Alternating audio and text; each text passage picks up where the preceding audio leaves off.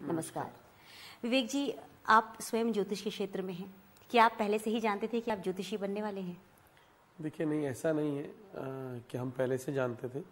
उसको वो जानकारी प्राप्त करने के लिए तो हमें खुद ज्योतिषी बनना पड़ेगा, तभी हम वो जानेंगे।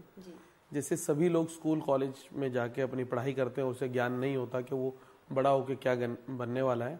ऐसे ही हम लोग भी जब हम अपनी बाल्यावस्था में थे तो हमारे पिताजी की प्रेरणा हुई। पिताजी की प्रेरणा के माध्यम से गुरुकुल में अध्ययन किया।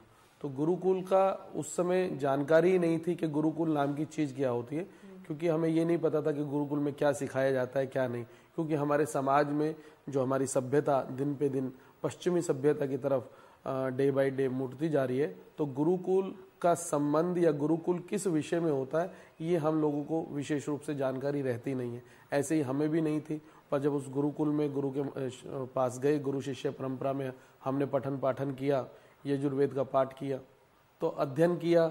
और जब वो अध्ययन 10 वर्ष तक हम गुरुजी के सानिध्य में रहे, तो उसमें यजुर्वेद की माध्यम दिनी शाखा का हमने अध्ययन किया, साथ में ज्योतिष का भी ज्ञान लिया। उसके साथ साथ संस्कृत यूनिवर्सिटी हमारी दिल्ली में श्री लाल बहादुर शास्त्री संस्कृत यूनिवर्सिटी है, उससे हमने इस विषय में, ज्योतिष के विषय में, उससे डिग्री प्राप्त की। तो ऐसे हमें मालूम पड़ा कि हम अब ज्योतिष के क्षेत्र में हैं। बचपन से ही मालूम नहीं था कि हम इस क्षेत्र में आएंगे। जब कुंडली का अध्ययन किया, जब उसकी समझ में आई, तो ये भी मालूम पड़ा कि हाँ, कुंडली में ही एक ऐसा योग बनता था जिस वजह से इस क्षेत्र में हमें आने का सौभाग्य मिला। अब जैसे आप ये बता रहे हैं कि कुंडली में ऐसे योग होते हैं, हम यही चाहते हैं, क्योंकि आप बहुत सौभाग्यशाली रहे कि आपकी शिक्षा दीक्षा ऑटोमेटिकली उसी क्षेत्र में हुई जिसमें आपको आगे बढ़ना था। लेकिन इतने सौभाग्यशाली हर कोई तो नहीं होता। हम चाहते हैं कि आप कुछ ऐसी खास जानकारियां दें ताकि दर्शक जो हैं वो समय रहते ही पहले अपने बच्चे की कुंडली की विवेचना करवाएं, ताकि वो सही ट्रैक